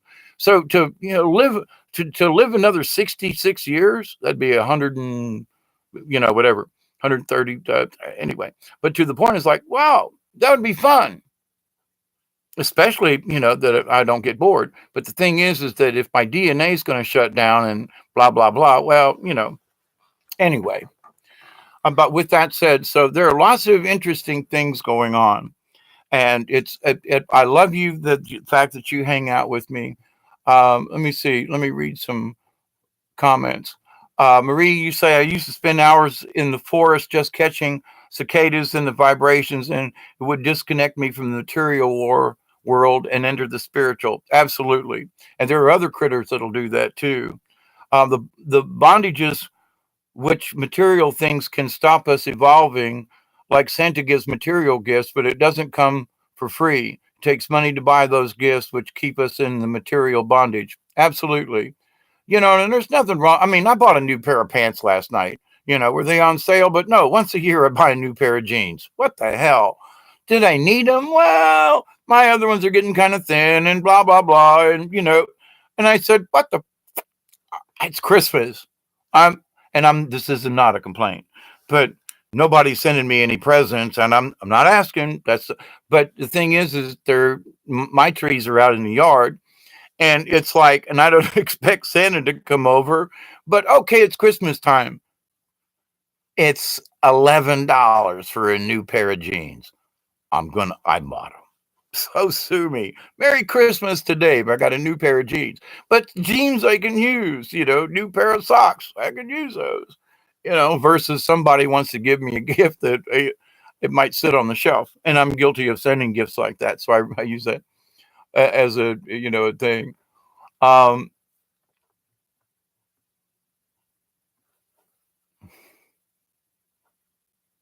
Oh, Quantum says that would trigger a lot of people if you were to go around saying that there is something higher than even God. And Quartz, myself that I have been stating that for a long time, that the gods are not source. The gods came from source, just like you and me. And gods are like angels, but just a little different hierarchy. And some of them are bad SOBs. I mean, I look at the God of the Bible and I think, which demented son of a bitch, and I actually mean son of a bitch, that would torment people the way the God of the Bible in the Old Testament did. You want me to worship this guy, this character, whoever he is? Are you insane? He tormented Job, and everybody was like, oh, look at the patience of Job. In my opinion, Job was a idiot. What? This he kills your family. But I'm still going to love my God. I would go to you, Bubba. If you want me to worship you, but in the grand scheme of everything, though, and like I've said before, with the Native Americans, you go to a Native American powwow, they say a Christian prayer to God. And then they say a prayer to Creator. They acknowledge both of them. But when you sit down and talk, Creator is above God. Because Creator created everything in the universe. God just created Earth. And when you look through some of the Akashic records and things, there were beings sent here, as some of them were the ancients, some of them were the builders. And there's a lot of evidence on Saturn and Jupiter, by the way, why Saturn and Jupiter were in such high esteem and godlike and so forth, is because these beings first arrived on those planets and came here and created the Earth. And they were gardeners, if you will, and planting things and bringing things from other places. E.T. says there's no other place, well, not no other place, but there are very few places in the universe that are like the planet Earth, with this much water, with this type of plants and animals and things, that we are a special planet when you look at all the other types of planets in the universe, that we are special. And not just that we have water and plants, but we have such a variety. I mean, even in my own yard out there, there's 15, 20 different varieties of weeds, not counting the trees and other things. So it's like, absolutely. So even on planet Earth, in my little acreage here, I've got dozens and dozens and dozens of different types of species of spider, bugs, this, moss, that live in this general area. And I mean, so it's like, whoa. So to say that, well, anyway, yeah, to that point, Quartz, it's like, yeah, that does trigger a lot of people. And I've pissed some people off. But the thing is that's one of the realizations they're going to have to understand, that the gods that they have been taught is not the source, is not creator. And that's gonna floor a lot of people. My Catholic friends that I spoke to earlier on Facebook, I know their eyes were like this freaking big, but I referred them to, and I've talked about this, Sister Helene, that was a Dominican nun at Tampa Catholic, and the hours and hours and hours that we sat after I graduated, that she told me Jesus was a Buddhist, and the Catholic Church has been covering it up. She told me about the Vatican and things that, David, in years to come, the Vatican's going to, their secrets are going to come out of the Vatican and blah, blah, blah, blah, blah, blah, blah, blah, blah, etc. And all of this that I was told in 1970 by Sister Helene, these things are coming true. They're being proven right. And so it's like, and she, as a nun, I asked her, and I've stated this before, I said, why don't you leave the order? And she goes, because I made my vow to God, not to the church. And so she stayed a nun the rest of her life, even though she didn't agree with the Catholic Church and some of the practices. Interesting. So I just want to say there's love always. It's building a foundation. Marie, you're very kind. You are giving us your knowledge that is the gifts all I need. And in so many words, you give me the love back and the honor and respect. And I'm very humbled by that. So I just want to say Merry Christmas to you all. I might come back on later and just do a little Christmas special. Just, none of this heavy duty stuff, but lots of love always. And I think you all pretty much know me well enough to know that I am sincere when I say that. I wish for all of you, your friends, your family, your relatives, and all of your relations, that you will have a happy holiday season, that you will have a good new year coming up. 2019 has got a lot of promises coming. It's going to be some heartaches and some speed bumps along the way, but it's, the angel messages are like that we've turned a corner, a big corner, and that things will improve. So, but it is up to you and me and the rest of us to manifest what we want. We need to, quell our anger, send out more love, all that good special stuff. And we need to stick together with this and stop the infighting. And so with that, I send you my love and my honor and my humble blessings to all of you from the Creator, and that you will accept and receive the gifts of the Creator every single day, that you will allow and accept the source energy to enter you, to heal you, to give you the knowledge and the healing from the universe that is available to every single one of me, you, and the rest of us. So, Marie, what did you say? The East had Jesus, the West had Buddha, and they were the teachers to humanity. The East crucified Jesus, so now they are plagued with war and decay. Yep. And Jerusalem is in our hearts. It's not a physical place.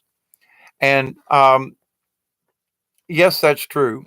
Um, and of course, the Kabbalish type of people, wrapping a hug for the president. Thank you much. Hugs, cosmic hugs all around everybody. And understand it, they've changed the story about this for so many years. And I'll give you this little bit about Brian of Milky Way. We were supposed to have a thing about this, and he asked me to, what I thought about it. And this was a month or so ago, about Saturnalia. And I just want to bring this up to you. that Saturnalia, regardless of where you think, well, they were worshiping this, that, and the other thing, is that Saturnalia came around this time of the year, and it usually lasted a week, 10 days. And my curiosity says, is that where the 12 days of Christmas come? But during the all of the stuff that I could read about Saturnalia and glean from different things was it was a time of the year during winter when the crops were in and everybody, it was snowing outside, cold. What else you going to do, right? You're snowed in, everybody. And so, but the Saturnalia thing was a traditional in many different countries in Europe, because there wasn't anybody over here at the time, but that they would literally change roles. The servants would become the masters, and the masters or the lords of the house would become the servants during this period of time, which is like right now. They would consider this, our Christmas time, the Saturnalia. Now, there are those folks, oh, Saturn, it's got to be the demons, it's got to be pagan stuff. Well, hang on. If you do a little bit more research and you find out whether they were pagan or not, let's be truth, they used to allow their slaves to become the masters, and the masters would wait on the slaves. I mean, even to the point where they would allow the slaves to like sleep with the woman of the house or the master of the house. I mean, some of this stuff got a little crazy, but to the point that the servants were allowed to like sleep in the master's bed. They were allowed to use the private toilet. They got keys to the executive lounge. I mean, all these things. But people want to say, oh, but those pagans, those pagans. But the Catholic Church is based upon pagan ritual. Jesus never taught folks to eat his body and drink his blood. He wasn't into that, but that's for another story. But the idea of Saturnalia, where the roles were switched, that the servants became the masters and the masters served the servants during this time of year. How many of us would be willing to do that? The maid who works for the rich doctor to say, take over my house for the next week. Bring your family in, and me and the wife and kids, we're going to wait on you hand and foot for the next week. Are you serious? But that's what they used to do. And it was a good tradition. And the people back in those days stuck to the tradition. Now, what's wrong with that? Oh, Saturn, you mentioned Saturn, and it's got to be evil. Saturnalia, oh, it's pagan shit. Wait a minute. The masters of the house became the slaves and waited on their servants. How much love can you show? You could say, well, why do they have them as slaves? Well, they had to have treated their slaves well if they were willing to give up their house, their bed, their wives or husbands during 1 week of the year in tribute, as in celebration, as in what? So there's more to this Christmas thing than presents under a tree. And this tradition goes back 3,000-4,000 years. So this thing that, well, Christians and the Santa Claus thing, yeah, okay. That's current tradition. But if you look into the history and find out that people have been celebrating this time of the year, it's cold, the crops are in, blah, blah, blah, but that they gave things that we wouldn't even consider. The master becoming the slave? What? The brain surgeon inviting his servants to come in. Well, this is the maid, that's the gardener, and that's the pool guy. To allow them to come and stay in their house for a week and wait on them, feed them, drink them, whatever they wanted to do. Are you serious? Who in their right mind in this society would even consider that? So when I look at Christmas, when I look at this time of the year, I see much more than just a tree and presents. It is a ceremony of sorts that is very ancient to the times. And people want to tag it on with paganism or something like that, when actually it's beyond the pagan thing. It was a tradition among many, many cultures. The Byzantine Empire. I mean, that was the deal. Now you can say, well, why? Well, I don't know. It was their belief. Well, it was the Vikings. It was the, different cultures, the Greeks, the Italians, not Romans. But even in Roman times, though, there are reports of how they would do this once a year during Saturnalia. So anyway, it's more than just presents on a tree. It's much deeper than that, and it goes way back. So that's what Christmas is to me. It's the feeling of, let me wait on you. But you're not my servant. But to the point, though, allow me to do this for you. Whether you're of a higher rank or lower rank, that's not the point. Allow me to do this for you. Can I help you during this? Is there something I can do for you physically rather than buy you a present? That's what was most important back then. So with that, I am you are a Christmas tree. Just saying, I got to go I have a Santa Claus puppet that I built many years ago, probably almost 30 years now. And I was thinking about doing a little bit of spiral. I was doing a little bit of puppet show with my Santa Claus puppet, and do a reading of Mr. Willoughby's Christmas tree for Christmas Eve, I guess, which is tomorrow night, ain't it? Anyway, and I have some old stories that I used to tell during this time and go do puppet shows and things for people at Christmas time. It was my gift to the community, and I haven't been able to do that in many years. And so I'm trying to get back into the swing of things, And so I was like, I would love to do a little video thingy with a puppet or two, and wish everybody Merry Christmas and tell the story about Mr. Willoughby's Christmas tree. It's only about maybe 10 minutes long kind of story, but it's very interesting, and it's very appropriate, and it's really cute for Christmas time. So with that said, I love you all, and I was going to shut up 20 minutes ago, and I had to keep on going. You know me. But anyway, so I would love to watch your puppet show.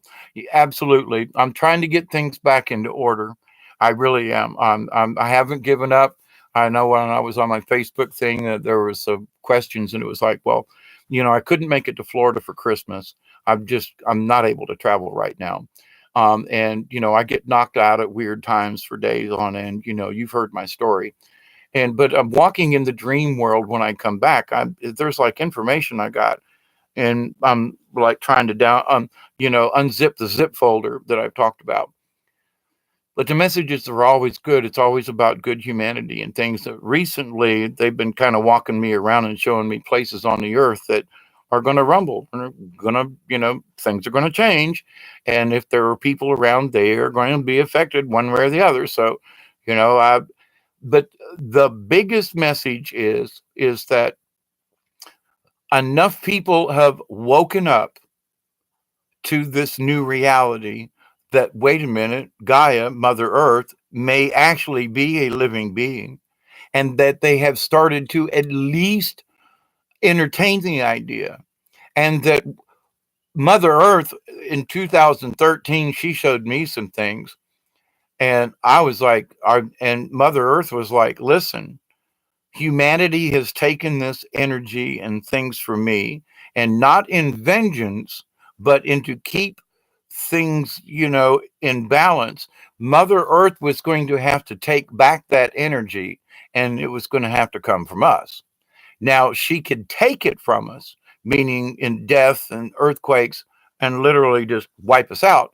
Or we could change our thought pattern, and we could willingly give her energy, which is what we've been doing, especially this last year. The last 2 years, really good, but this last year has been intense. We can probably all agree on that.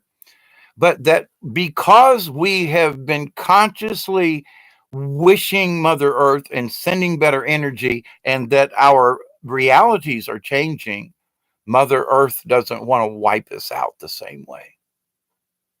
Isn't that interesting? And ET has intervened with spaceships and other things to minimize the damage on this planet because of the 144 million people, not 144,000. We reached that 144 point in the millions now. There's 7.5 billion of us on this planet, but to have 144 million of us become more aware. And I've spoke about this a couple of months ago. The 144,000 was just a ruse. If they said that we needed 144 million of us on this planet, a lot of us would have just given up. But when they said 144,000 people, blah, blah, blah, that's really kind of easy to pick out of just, the 300 and some odd million people in America. So yeah, you can get 144,000 people easy in comparative to the population. But what ET and everybody and what the planet needed was 144 million of us to wake up and pay attention. And we reached that goal. And so now it's all up. We need to look forward. We need to look at our new reality without dragging our past with us. The changes that we see, the one rule, do no harm to any being. If we start following that, just in general, but without any kind of religion, without acknowledgement to a creator or any other no, let's skip all that. Let's just go with the one rule: do no harm to anything, any being, any rock, any tree, and no, we don't have dominion over the earth. That's the other thing. We are here supposedly as gardeners and caretakers of this planet, and we have lost our way. But the more that people, the 144 million of us that are now awake, and I can't verify where everybody is, but I am seeing things in chat rooms on Facebook. People that I thought would never get this are suddenly going, holy crap. And I am elated. And this 2019, God knows what's going to happen. Creator, because the entire energy field of you and me and of the planet is rising, Schumann resonance. It's changing. But we need to understand that these changes, we need to keep them permanent, and it's not hard. Once you learn to connect with source, it's always there. It's not a really big deal. But there are things that some people are going to have to change their lifestyle because they don't pay attention to anybody else or the earth, or they don't give a crap about let me give my 10% to the church and I ain't going to worry about it. I'm going to go get drunk after work and I'm going to, okay. Those people are going to have to change. And it's not about quitting drinking. It's about overindulging in anything. That's a sin to yourself, not to but when we overindulge, we can hurt other people. I did when I was a drug addict and alcoholic. I'd spout off things when I was really drunk or too high. And people say, you pissed me off. What did I do? What did I say? Well, you said, oh, crap, So a drunken mouth will get you in trouble. Jesus never asked for a cent. Absolutely. In fact, he threw the money changers out of the temple, and and the things that he did have, he multiplied with his miracles, with the fishes and the loaves and so forth. And he went places, and instead of asking for food, he fed people. His wealth were in the people. And with source, Marie, included. He was showing people that you are as I am, like the angels. Jesus said, we are all in this together. When he asked Peter to step out of the boat into the raging seas, and said, come on, walk on water. Peter didn't believe. I think it was Peter. But anyway, it was like, oh, ye of little faith. It's like, but if I can do it, so can you. So he was drawing off of the people to give them more information. It's kind of what I do when I did puppet shows. When you hear people laugh, it brings you energy. The laughter of people would invigorate me to where I'd want to make them laugh some more. So it's a give and take in this, and much like looking in the chat room and interacting with you folks, it's much the same way. We're sharing. So I've got insight to things, but I agree with you. Jesus saw this in the people, but he also had this above thing, and he included the people in with it. He brought them in with his knowledge and said, you all can have this. You all can speak and be with the Father. You all, you know what I'm saying? You get what I'm talking about. Was it Thomas that wouldn't no, I thought Thomas was the one, doubting Thomas was the one that he wouldn't believe that Jesus had risen and that he could stick your fingers into his palms. I think that was Thomas, the doubting Thomas thing. But I thought Peter was the one that was in the boat when Jesus walked on water that time. I'm not sure. But anyway, but to the point though, those of us of little faith, you know, they try to get us to believe in things that are non-existent, like, I, being raised a Catholic and all of the things. And, and on my Facebook page, I was like, I was pedophiled by 4 priests, and recently, there were 300 plus priests or whoever, clergymen in Pennsylvania kind of thing. And the Pope, uh, uh, uh, you know, he absolved their sins. Why didn't weren't they arrested? Why didn't he throw them out of the Catholic Church? Why didn't he excommunicate them? Why didn't he defrock these priests? No, he blessed them and absolved them of their pedophilia sins. And it's like things are so wrong for so long. And I was pedophile back in the 60s and early 70s. And it's like, did the church ever say, well, I'm sorry about that, Dave. I've named these priests many times. And it's like, and this is the church. And you want us to give to the church, and you want us to support the church, and you want us to. People are going to have a hard time with this. I mean, my Catholic friends are having a hard time with me telling them the truth. Father Facchetti, remember him? Yeah. Well, he was a pedophile. He tried to cornhole me. Father McCarthy at Most Holy Redeemer Church in Tampa, he pedophiled me and several other people. After I came out and started speaking about it, they contacted me privately and said, he got me too. So it's like, oh my God. So I've been speaking about this for years, but did any of us get an apology? No. The priests got moved. They got absolved of their sins and continue to be priests. I went through 40 years of suicide, drinking, and drugs, trying to overcome the shame and the guilt that these mofos put on me all those years ago. So I'm not asking for, pity or anything like that. But the church doesn't even recognize it. They don't, gee, we're really sorry that all these thousands of priests over the last 50 years, cornholed a bunch of boys and maybe girls. And we're sorry. Not a word. The Pope absolves them of all sins.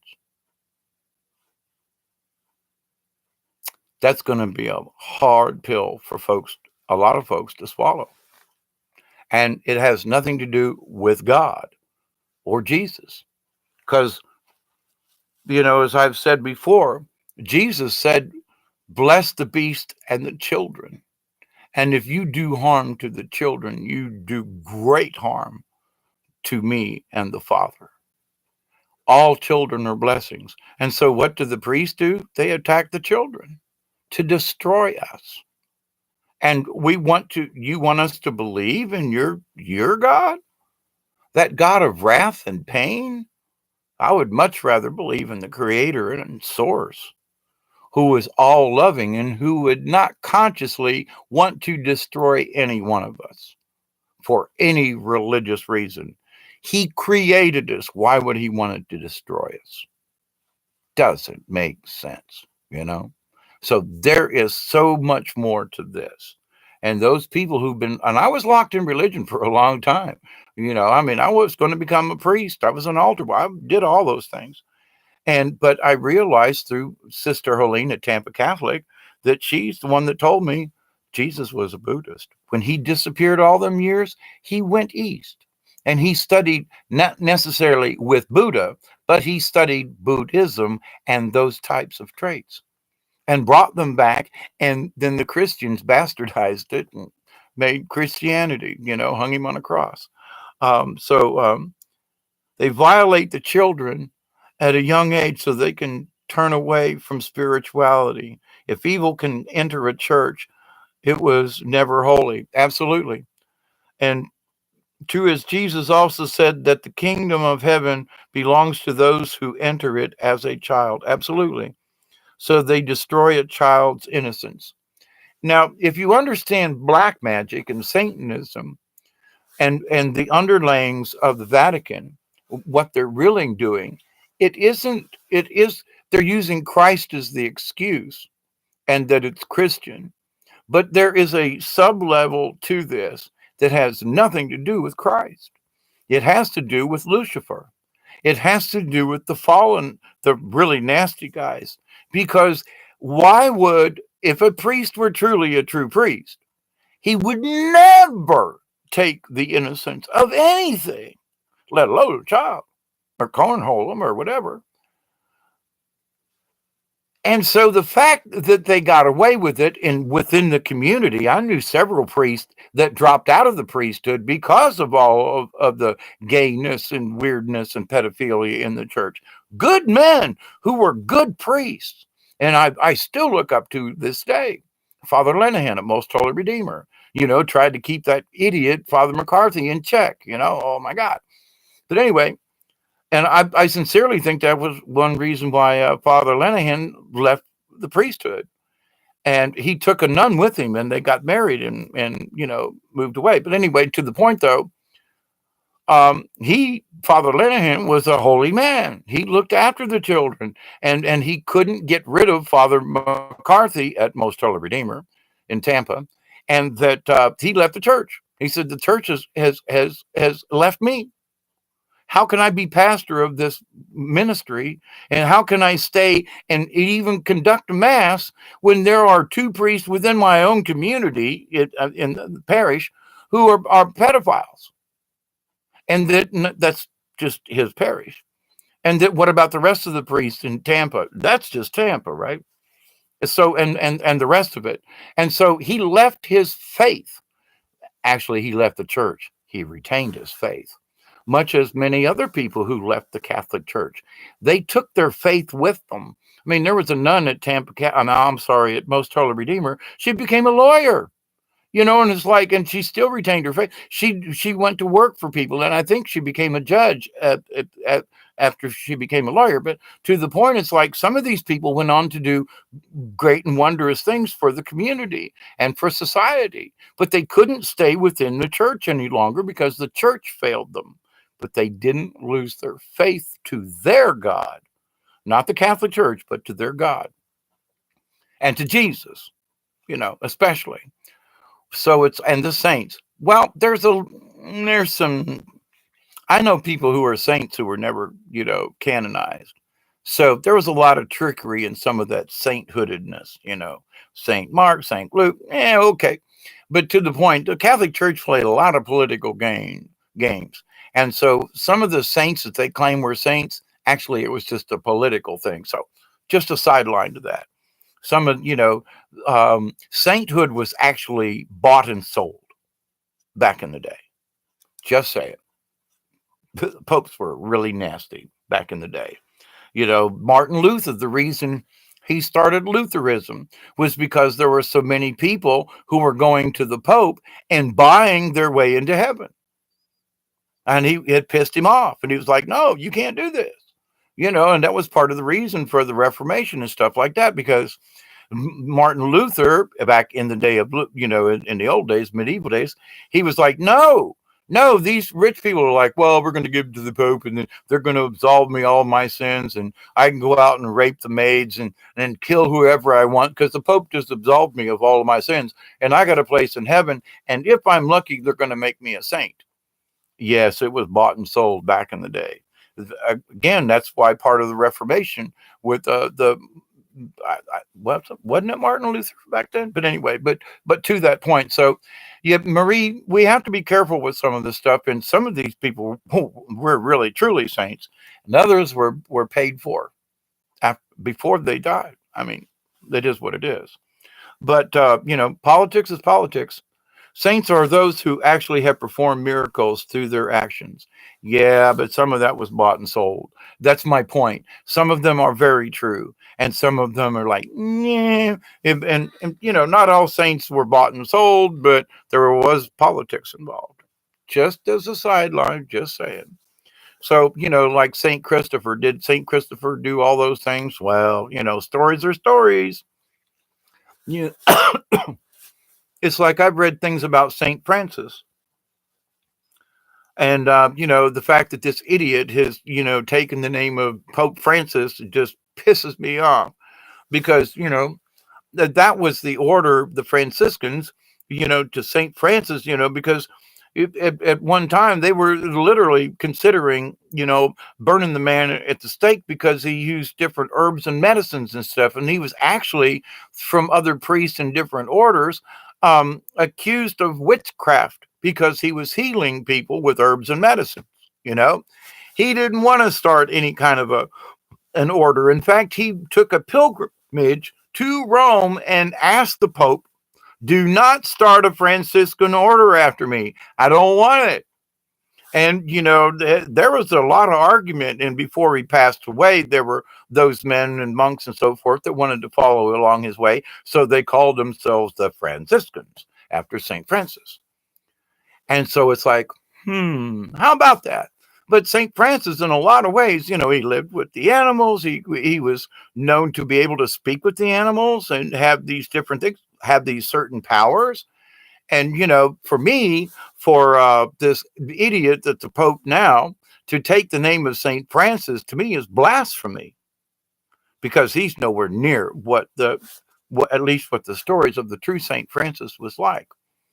And so it's like he does everything but, do things for the children. If this Pope Francis now was such a wise and if he was drawing upon the wisdom and the ancients of St. Francis, he would have excommunicated and nailed those priests to a cross for the sins they committed against the children, because St. Francis was all about animals and children and the blessings and so forth. They would bring their animals for St. Francis to bless, and children and sick children, and he cured people.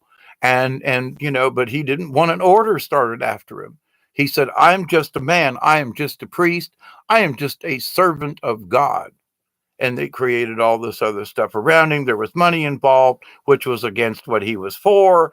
And there's just a lot more. And so, I got this thing against this Pope right now using St. Francis and using his name in vain, if you will.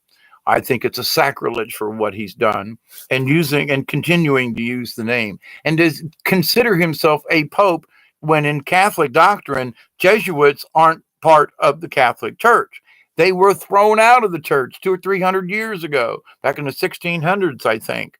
And they were thrown out of the Roman Catholic Church. The Jesuits are not part of the Catholic. The Jesuits are their own. And the Jesuits, to have, for the cardinals to have made a Jesuit a pope when the other pope didn't die but stepped down, that in the Catholic religion thingy and then all the doctrine and stuff, that's some horse hockey manure piled up past the top of the Sistine Chapel. And when those devout Catholics, when these revelations are revealed and peeled apart and the truth comes out, there are people who are literally going to have heart attacks over this. They're going to kill themselves over this. I mean, my friends from Tampa Catholic, they just have a hard time believing that what I'm telling them, it actually happened to me. But I have no reason to make a story up. I'm wanting other people to speak up. I lived through the shame of the pedophilia of these priests for these men of power. And then when I got out from underneath all of it, I realized that these people, these men who thought they had the power of evil with them. Because why would a good man take the innocence of anything, especially a child? Especially like in a homosexual kind of, here, bend over, let me give it to you, son. Here, pull on this, what? And these people say mass and they give you the body and blood of Jesus, and they say these things over the bones of a dead saint. Seriously? And it's like, wow. Eat his body, drink his blood, and we'll sing a song of love. Alleluia, alleluia, alleluia, alleluia. Most Catholics don't understand that they're cannibals. And it's going to be hard for them to understand that that's what the religion is trying to preach. Cannibalism, drinking blood of the Savior. If you understand that you should only drink it once because Jesus died for our sins, then why should any church baptize you for any reason? If you accept Jesus Christ and you accept the fact that he died for your sin, then you don't need to be baptized. He already died for our sins. We're prepaid.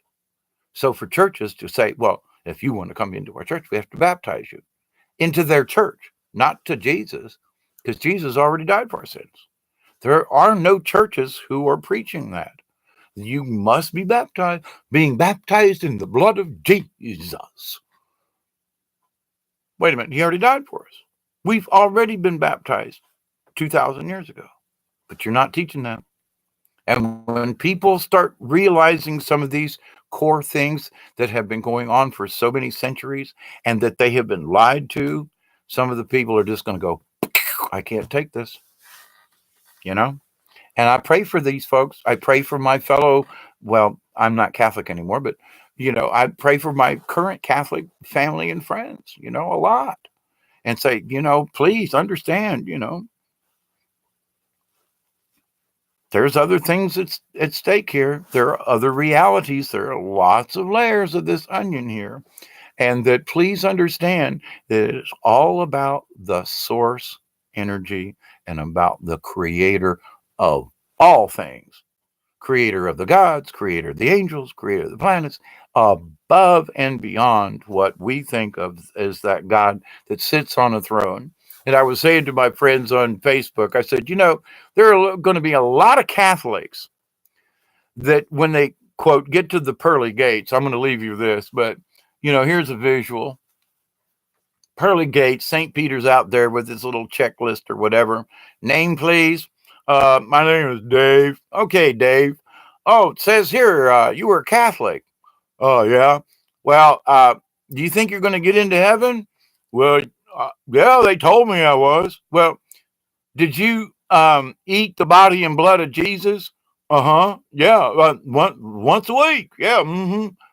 You did? That means you're a cannibal? What?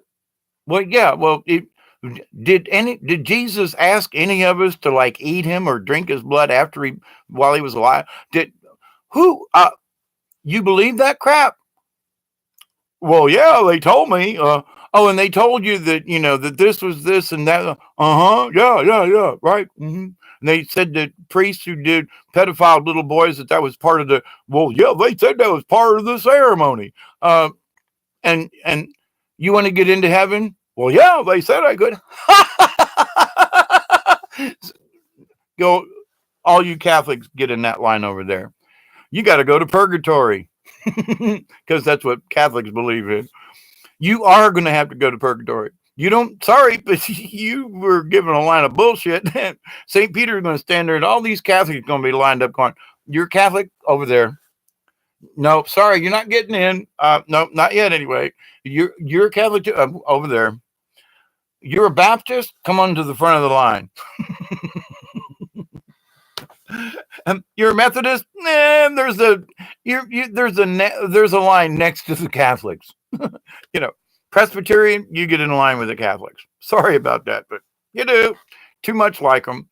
But to the point, though, it's like, so there's going to be a lot of surprises when people get to the pearly gates, if you will. Well, my church told me to do this and this and this. And did you go to war because the church said, yeah?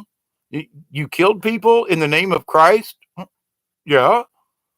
When did Christ ever ask anybody anywhere to go kill for him? Well, I don't know. So you went because the church said he did, wanted you to. So you went and committed murder. Well, it was in war. Yeah, but the church told you to go, right? Yeah. Sorry, murder's murder. Well, wait a minute, but they told me to. You could have stayed home. Yeah, but they were going to throw me in prison. Well, but you wouldn't have murdered anybody. Well, but. So that, sorry, go to that line over there. But I follow the Ten Commandments. Well, it says not to kill anybody. Well, yeah, but the church said it was okay. No, even by my commandments from the 10, and don't kill. It says don't kill. Well, maybe in self-defense if somebody's trying to kill you, but don't kill. But so you went out and actively killed with a cross and said, this is for Jesus. Well, they were Muslims. I don't care. But you went and killed them. Yep. Well, the church told me it was okay. They even blessed me and said a mass. Yeah, okay. And did you drink the body, eat the body of Christ and drink his blood? Uh-huh. Well, that's part of the ceremony. Well, then you really got to go over there in that line because now you're part of the cannibal group. Okay, go ahead. Move over there. What? You sang songs every Sunday, eat his body, drink his blood, and we'll sing a song of love. Hallelujah. Wait a minute. You mean you didn't listen to the words? Well, yeah. Well, wait a minute. But you volunteered to eat his body and to drink his blood. Uh-huh. That's what church told me to do. Then you therefore that you're in the classification of cannibal. Next line. But there's going to be a lot of folks standing at the pearly gates on the outside going, but the church told me. That's not what Jesus said. But the church told me. And the church ain't getting into heaven either. And neither are you. Not until you change your point of view. So there are a lot of awakenings going on. As above, so below. The angels are waking up. The battles in space that are being observed by our satellites and overhead. I mean, that thing in Mexico the other day, that quote, a fireball that appeared. That thing was going so slow. It was not a meteor. It was a spaceship that was blown up, and we saw it enter into the atmosphere and go all the way across. There are no meteors that travel that slow.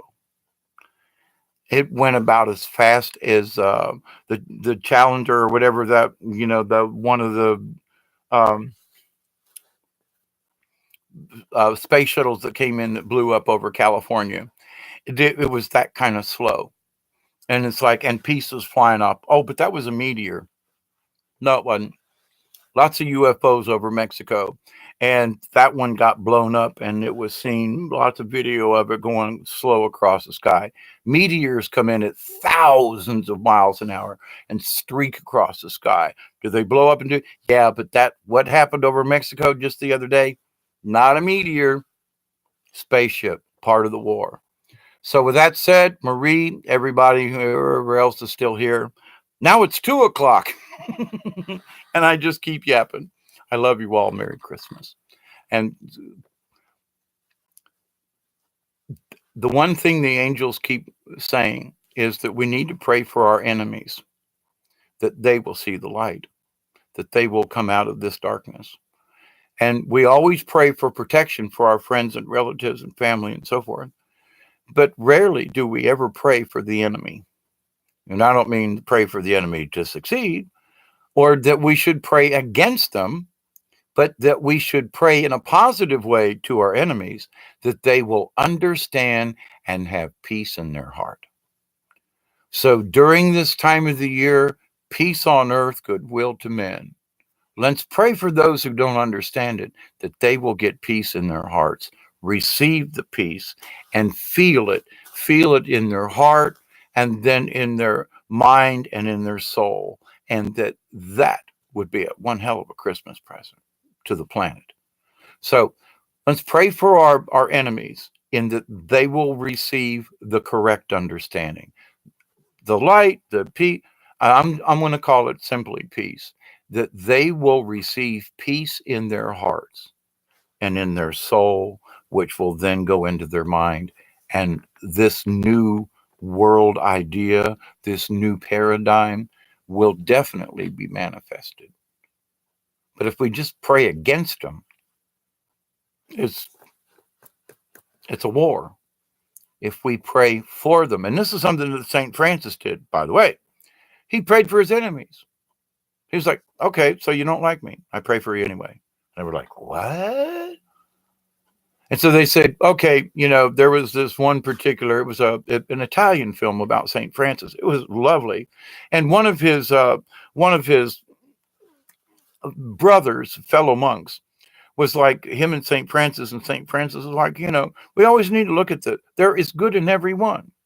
And it just might be very small, but there is good in every one. So in this one particular scene, the master of the town was like, if you've got a bushel of apples, they belong to me. So he said, okay, here. And he's like, well, what? Well, if you want them that bad, and so every time that this mayor of the city tried to provoke St. Francis and his fellow brothers, that they were like, okay, well, you better give it. And they said, okay, here you go. They gave it freely. Even though they knew that this guy was like a butthole, they overgave it to him to the point where he was like, they would come up to me and say, look, here's a basket full of apples. I was going to give it to the poor, but you were probably going to take it from me anyway. So I'm just going to give it to you and hope that you give it to the poor. And the mayor was like, what? But I'm supposed to take it from you. And they were like, no, we're going to give it to you. And we're going to pray, even though you're probably going to keep it, we're going to pray that you give it out to the poor yourself. And in the end, it made the guy so guilty, he quit his evil ways and started giving, because they lived, the St. Francis and the monks at that time lived in such a positive state that you couldn't piss them off. If you knocked them down, if you slapped them, if you put them in irons, or put them in the stocks for a day or two, they got out and said, thank you, have a great day. And then the next morning they'd bring them a thing of apples and go, here, we know that you have a troubled soul. Here's your own basket of apples. We were going to give it to the poor, but here you go. Even though they already knew this man had more than enough, they gave it to him anyway, freely. And it made him so guilty. He felt so guilty because they gave it freely when they knew he owned most of the apple, to the point there was like, it's almost like they shamed him.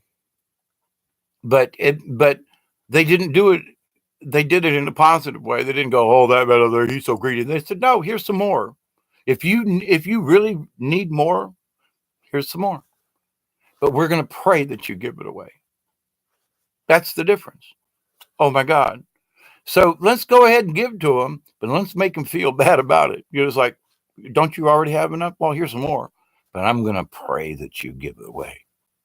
So yeah, you got $1 billion, but I'm going to pray that you give more of it away than you have in the past.